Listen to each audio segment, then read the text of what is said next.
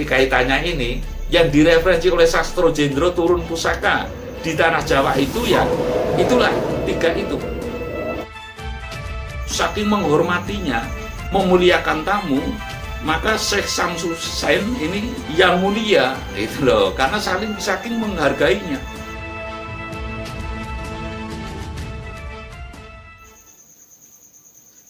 Nuwun sewu Mbah, saya ingin mendengarkan atau mengetahui kawruh agak tua ini sepertinya.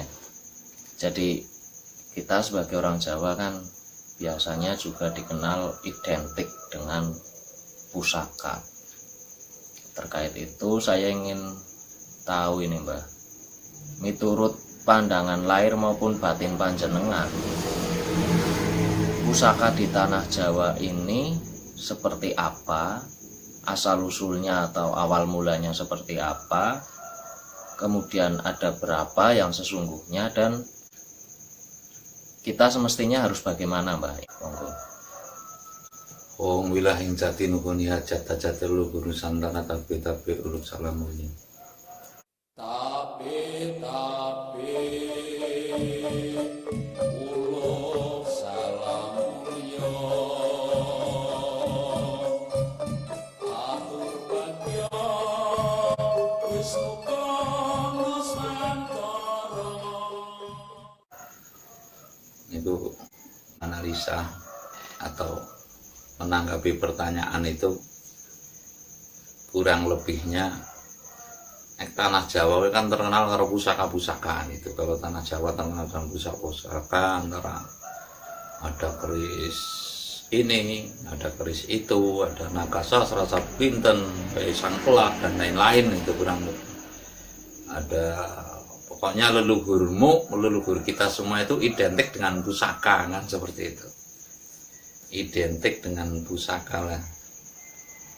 Sebelum itu kita kan mesti tahu sejarah nenek moyang apa ya.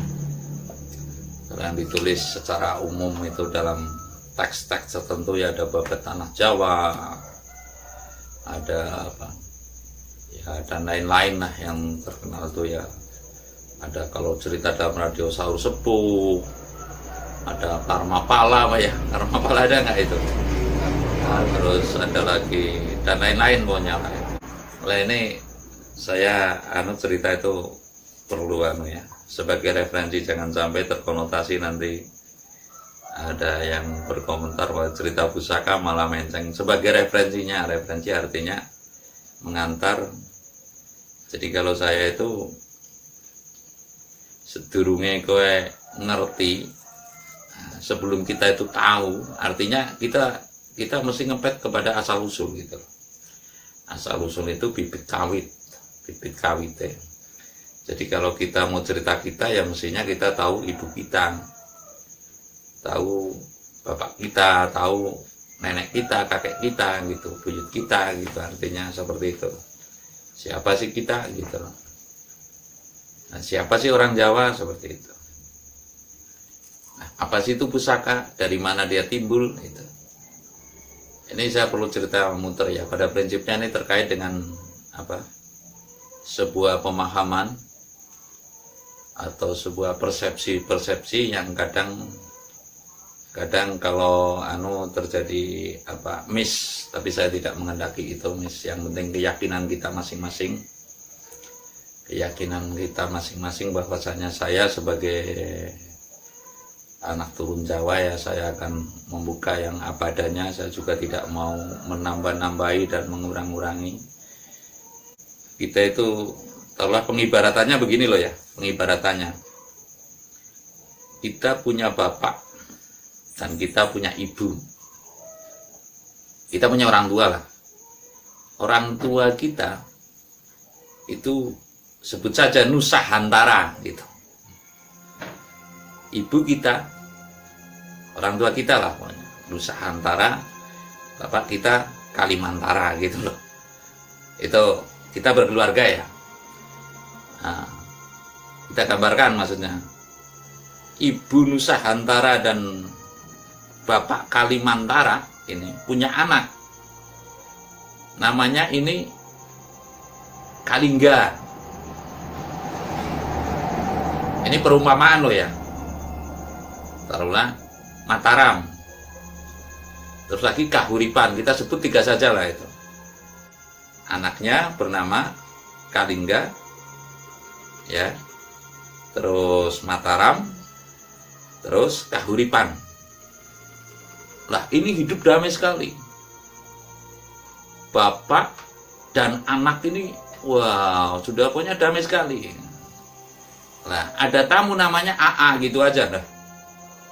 AA lah, AAH, AAB gitu loh. 2 tamu ini pertama, 2 tamu. Atau Hindu dan Buddha tamunya gitu aja lah udah. Agama Hindu dan agama Buddha gitu. Nah ini karena bertamu kita itu kita pedomannya kita itu kan menghormati tamu ya. Menghormati tamu. Nah, ini tamunya ini karena nggak bawa apa-apa gitu loh. Ya secara jujur nggak apa-apa, namanya perantau walaupun di sana kaya kan yang dibawa seperlunya gitu. Nah ini kepada bapak dan ibu dan anaknya bercerita, nih saya sih nggak punya apa-apa, umpamanya gitu loh. Saya nggak punya apa-apa, tapi ini loh saya punya sastra ini gitu loh. Weda lah taruhlah, Weda ini. Nah, si B juga demikian, AAB itu loh. AAB ini juga mengatakan, ini loh, saya juga punya Weda, namanya Weda Tripitaka umpamanya gitu loh, umpamanya. Nah di situ akhirnya mempengaruhi bapak, ibu dan anaknya. Lah padahal Ibu Nusantara dan Bapak Kalimantara ini itu sesungguhnya sudah punya pedoman. Sekali lagi saya katakan, dan sudah diajarkan kepada anak ketiganya ini, ketiga anaknya ini. Kalingga, Mataram dan apa? Kahuripan ini sudah ini loh pedomanmu. Ya biar saja. Sana mengatakan ini loh Jinawi, Gemah Ripah, Kertototo Turaharjo ini.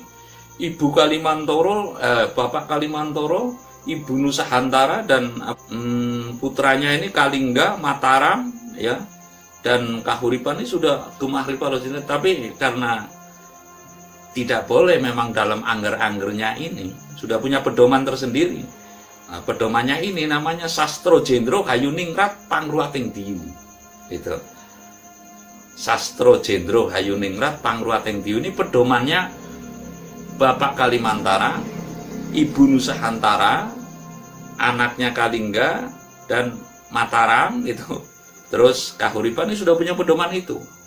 Pedoman Sastro Jendro Hayuningrat Pangruating Diyu, artinya pada masa-masa ini nggak ada pusaka, Mas. Itu. Dan nggak ada pustaka pun nggak ada, pustaka juga nggak ada, pusaka juga nggak ada, bisa dipahami nggak itu? Tapi kenapa pada masa-masa itu bisa membuat Candi Borobudur, bisa membuat Candi Prambanan itu? Itulah karena literasi mungkin berbeda, ini saya bercerita taruhlah sebagai gambaran lah ya, sebagai referensi.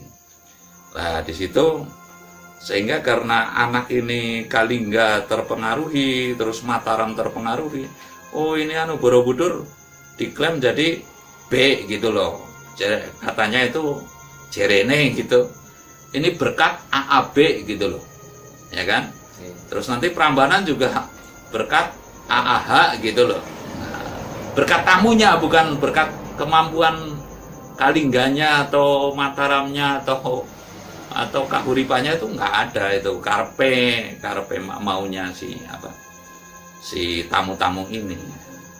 Sehingga ketika jatuh pada cucunya ini anaknya Kahuripan Kediri gitu loh, namanya Kediri ini, anaknya Kahuripan Kediri kan. Muncullah di situ, akan dipengaruhi lagi kalau nggak keliru oleh Syekh Samsusen gitu loh, yang datang terus. Tetapi karena kebaikannya Sri Haji Joyoboyo, maka tamu dianggap sebagai guru Bisa dipahami nggak ini? Saking menghormatinya, memuliakan tamu, maka Syekh Samsusain ini yang mulia itu loh, karena saking menghargainya. Nah, ini mau menggelar lagi gitu loh. Wah, kamu itu orang tuamu kan, ibumu Nusantara, bapakmu Kahuripan, ini kan orang yang kaya raya, tapi kamu kan miskin. Miskin akan ini saya loh. Nah, terus ini muncullah karena saking trongsone wadul kepada leluhurnya sendiri gitu loh, kepada leluhur Kalimantoro ini, maka muncullah di situ. Pamit kepada leluhurnya Prabu Kalimantoro ini, ya. Pamit kepada leluhurnya secara meditasi, muncullah di situ. Baru timbullah pustaka. Pustaka timbul di tanah Jawa ini sejak zaman Kediri itu. Bisa dipahami ya ini ya.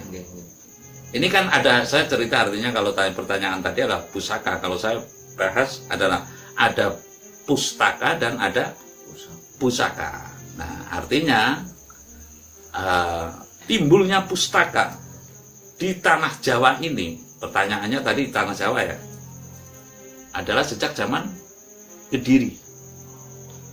Nah, sejak itu pula mulai muncul empu.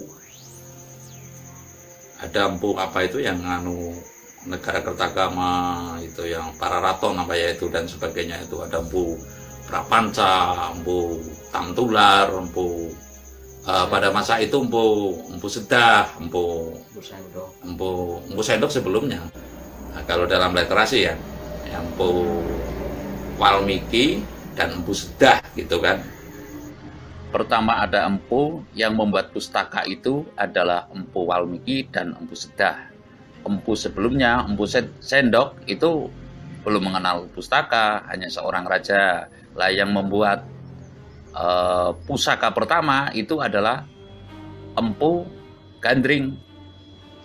Empu Walmiki, empu Sedah itu masa-masa Kediri itu. Baru timbul pustaka.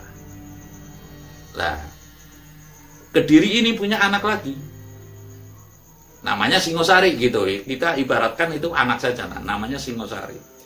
Lah, ketika itu muncul lagi pengaruh kepada negeri kita lah ya, kepada yang kita cintai ini. Muncul pengaruh-pengaruh itu. Baru di situ, sejak Singosari ada sebuah pusaka.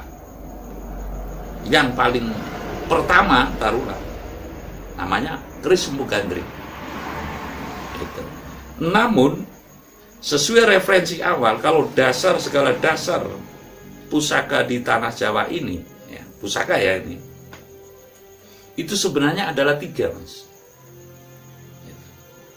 Jadi atas referensi Joyoboyo yang berhubungan ibaratnya dengan leluhurnya itu, artinya segala sumber ini adalah Sastro Jendro Hayuningrat, adalah kagungan dalam daripada Ibu Nusantara dan Bapak Kalimantara ini.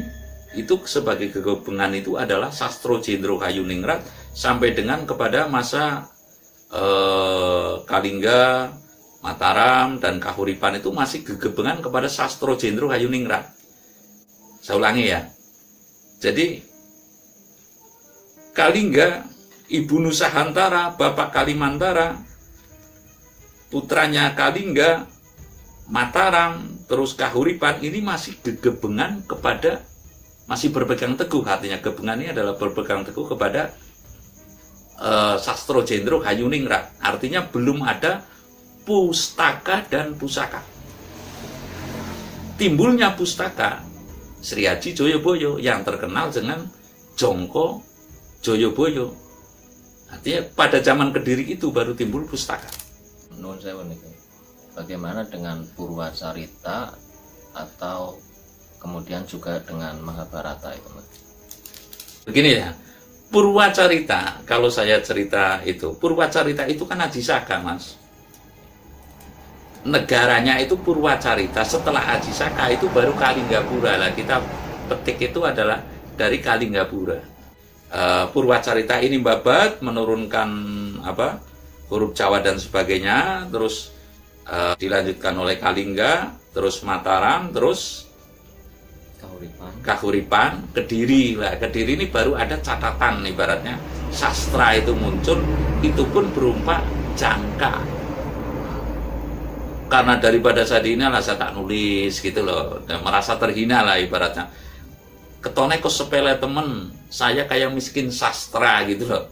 Sehingga Sri Haji Joyoboyo pamit kepada Kalimantoro, kepada ibunya Nusantara itu, terus pamit dengan seluruh luhur termasuk dengan Ajisaka juga, saya akan menulis ini namanya Jangka Jayabaya.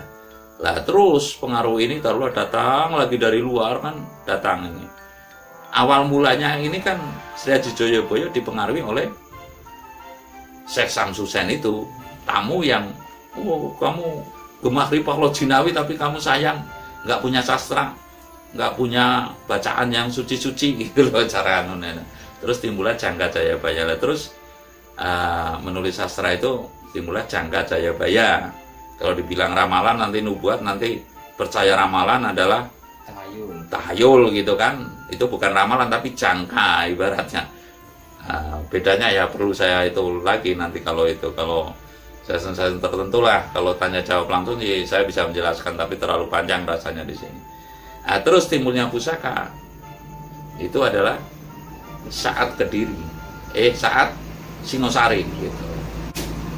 Pertama pusaka adalah Empu Gandring, tapi referensi yang saya katakan, referensi awal dari leluhur Nusantara ya, dari leluhur Nusantara yang jelas itu yang memangku Nusantara itu tanah Jawa, pusaka tanah Jawa yang saya itu sebenarnya ini, sesungguhnya ini bersumber kepada Sastro Jendro Kayuningrat Pangurating Diyu yang tidak ada pusaka namanya, yaitu namanya apa ya, Pedoman Sastro Jendro Kayuningrat atau Kawruh Sastro Jendro Kayuningrat. Nanti saya bikin session tertentu mungkin.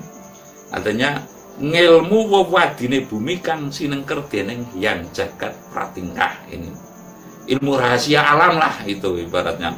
Ada falaknya, ada apanya, itu di situ tertera semua yang sudah dipedomani oleh Bapak Kalimantara dan Ibu Nusantara dan Kalinggapura dan Mataram dan Kahuripan ini. Terus setelah Kediri baru dibabar namanya Jangka Jayabaya. Setelah Kediri Singosari baru ada pusaka gitu.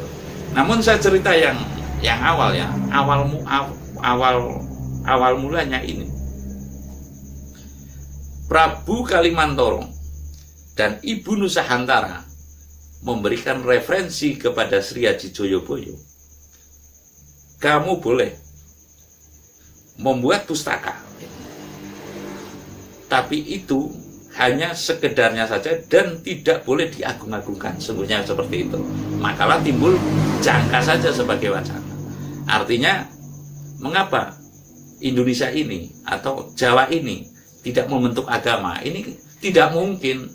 Cukuplah dipedomani Sastro Jendro Kayuningrat, yaitu budi pakarti yang luhur, sehingga tidak ada istilah ibaratnya anak mengajari orang tua kebono sugudel. Itu gimana itu? Kebono sugudel, tidak terjadi kebono sugudel gitu loh. Artinya kalau orang sudah berilmu, nanti akhirnya mulang kepada orang tuanya, biasanya seperti itu. Ya ibaratnya mulang kepada orang tuanya. Nah, kembali kepada pokok itu. Jadi intinya tanah Jawa ini sungguhnya tidak ada pustaka dan tidak ada pusaka, namun yang terreferensi dari Prabu Kalimantoro dan Ibu Nusantara ini, yaitu dari Wedare Sastro Jendro Kayuningrat. Kamu boleh, hei Sri Haji Joyoboyo, cucuku gitu, tapi kamu hanya merupakan jangka. Lah jangka itu berpedoman kepada layang Kalimasada atau jimat Kalimasada ini gitu loh. Nah, terus yang kedua yang boleh sebagai ibaratnya pusaka adalah sebagai pegangan itu Cokro Baskoro. Yang ketiganya Cangkok Wijaya Kusuma atau Kembang Wijaya Kusuma. Lah, fungsinya ini kalau berpedoman kepada layang Kalimasada ini adalah sebagai pustakanya. Pustaka ini adalah sastra-sastranya, ya. Harus mengacu kepada layang Kalimasada. Kalau berpedoman kepada Cakrabaskoro ini adalah ilmu dan kadigdayan. Kalau berpedoman kepada Bunga Wijaya Kusuma ini adalah untuk pengayoman. Bisa dihitung nggak? Ini adalah pusaka asli tanah Jawa yang direferensi oleh Prabu Kalimantoro adalah layang Kalimasada, kedua Cakrabaskara, ketiganya adalah Kembang Wijaya Kusuma. Adapun fungsi layang Kalimantara ini adalah untuk menyusun sastra. Layang Kalimasada. Layang Kalimasada ini adalah untuk menyusun sastra atau weda-weda, karena telah dipameri oleh ya agama lah, gitu aja. Oleh Hindu, oleh Buddha dianggapnya kita miskin sastra gitu loh. Terus dimulai baru Sutasoma, terus Mahabharata dan lain-lain gitu loh. Walaupun Mahabharata sementara diplot oleh India gitu. Nah, terus yang kedua adalah Cakrabaskara. Cakrabaskara ini adalah untuk ilmu kedigdayan atau untuk pusaka lah ibaratnya, Cakrabaskara ini. Dan itu pun, maaf ya, kalau dalam film Angling Darmo itu kan begini langsung bisa datang, artinya disimpan dalam hal yang gaib juga, dalam gedong pusaka ibarat, tidak dipamer-pamerkan gitu loh. Nah, terus yang ketiga adalah Kembang Wijaya Kusuma. Jadi ini 3 pusaka pokok. Jadi sekali lagi, awal mula ibaratnya pusaka pokok tanah Jawa ini ada 3.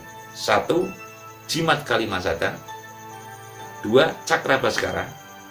Ketiganya adalah Kembang Wijaya Kusuma. Adapun fungsinya ini untuk pengembangan kasusastran, ya. Yang Cakrabaskara adalah untuk ilmu, yang Kembang Wijaya Kusuma adalah untuk pengayoman atau untuk wahyu. Makanya kalau dalam cerita wayang itu, Kembang Wijaya Kusuma itu kan bisa untuk menghidupkan manusia yang telah mati tapi belum selas tulis urip, seperti itu. Jadi ini untuk pengayoman. Kalau ini yang Cakrabaskara ini untuk keilmuan lah ibaratnya. Kalau yang layang Kalimasada atau Jimat Kalimasada adalah untuk kesusastraan. Nah, ini mesti kita pahami secara yang mendalam. Artinya ini ilmu tua ya, maaf ya Mas. Sebenarnya saya enggak itu. Nanti kaitannya ini yang direferensi oleh Sastro Jendro turun pusaka di tanah Jawa itu ya itulah 3 itu. Nah, jadi ini perlu dipahami, artinya ini kawruh tua Mas. Saya tidak mengurangi dan melebihi, sepemahaman saya, hasil meditasi saya. Kalaupun yang lain akan tidak meyakini, saya juga tidak perlu tidak mempercayai, maksudnya meyakini sih terlalu jauh ya. Tidak mempercayai juga tidak apa-apa, tapi yang jelas sepemahaman saya, pusaka tanah Jawa yang tertua sebelum ada Empu Gandring, sebelum ada Jangka Jayabaya gitu loh, sebelum ada ya buku-buku babat tanah Jawa dan sebagainya, itu adalah Jimat Kalimasada, Cakrabaskara, dan Kembang Wijaya Kusuma. Jadi jelaslah bahwasanya yang pada awalnya sebelum zaman Kediri ini kita tidak akan pernah mengenal pustaka dan pusaka, namun ternyata bisa membuat Candi Borobudur, Prambanan, berbagai candi Linuwi, karena berpedoman kepada Sastro Jendro Hayuningrat Pangruateng Diyu. Lah karena kedatangan AAH dan AAB ya, itu lalu Sri Haji Joyoboyo membuat Jangka Jayabaya. Nah setelah itu zaman Singosari membuat keris Empu Gandring lah. Setelah kesini-sini ada Empu Sangkelat dan sebagainya, itu setelah Singosari kesini mas, gitu. Intinya pada prinsipnya tanah Jawa ini mula bukan itu nggak ada pustaka dan nggak ada pusaka, hanya timbul pusaka itu. Pustaka itu sejak zaman Kediri, pusaka itu sejak zaman Singosari. Lah sesuai pengembangan pengetahuan sampai dengan mentok ke Mataram, sampai sekarang Republik, itu pun sudah tidak ada pengembangan pusaka-pusaka lagi. Artinya empu yang terakhir membuat pusaka itu kan, kalau nggak keliru zaman Demak, Empu Supo. Empu Supo sebagai menantu adik iparnya Sunan Kalijaga itu, ya, yang dapat Trosowulan, yang dapat adiknya Sunan Kalijaga itu disuruh membuat pusaka Kiai Nogososro dan Sapukinten. Nah, setelah itu kesini itu sudah hampir tidak ada empu lagi gitu. Bahkan saya nyatakan sudah tidak ada empu. Kalaupun ada empu, tuahnya itu sudah berkurang. Dan adapun pejuang-pejuang ini tinggal melanjutkan buatan empu-empu pada zaman Majapahit dan zaman Majapahit gitu yang ada tuahnya. Kalaupun ada lagi seperti Pangeran Sambernyowo itu hasil tapa, ya Pangeran Sambernyowo terus mendapatkan pusaka gitu loh. Pemberian dari leluhur ibaratnya juga zaman Majapahit juga. Seperti Panembahan Senopati juga itu bukan buatan empu. Kyai Pleret itu juga hasil tapa brata terus mendapatkan pusaka. Cara mendapatkannya bertapa brata dulu, mungkin nanti ada wujud ular, wujud apa, terus biasanya ditingkep. Kalau dulu orang tapa itu bawa lawon ya. Nah, ketika ada hal sesuatu yang aneh pada yang ibaratnya sudah mendapat bisikan, nanti ada ular ibaratnya, nanti ditangkap gitu loh. Ada pusaka lagi, baru kelinting, ya kan? Itu juga hasil tapa brata, terus dicis kan. Nah, dicis lidahnya jadilah Kiai Baru Kelinting. Artinya empu pada zaman Majapahit ke sini itu sudah terakhir adalah Empu Supo yang dapat adiknya Kanjeng Sunan Kalijaga itu. Sing keyonen itu. Yang keyonen. Sebagai pusaka Demak, Kiai Nogososro dan Sapukinten. Itu menurut saya sudah terakhir. Kalau Demak ke sini Pangeran Sambernyowo itu juga hasil tapa, terus Panembahan Senopati juga hasil tapa brata, terus Mangir Wonoboyo juga hasil tapa brata gitu loh. Jadi empu yang ya zaman Singosari sampai dengan Majapahit saja. Setelah itu ke sini juga sudah ya, karena memang Sastro Jendro sesungguhnya tidak memperkenankan ini. Lah apa yoninya Sastro Jendro kok ibaratnya Nusantara ini bisa luar biasa? Nanti saya cerita dalam sesi Sastro Jendro Ayuningrat lah. Saya rasa demikian. Terima kasih. Jawa Bali mata siji, Nusantara Bali tradisi sejati.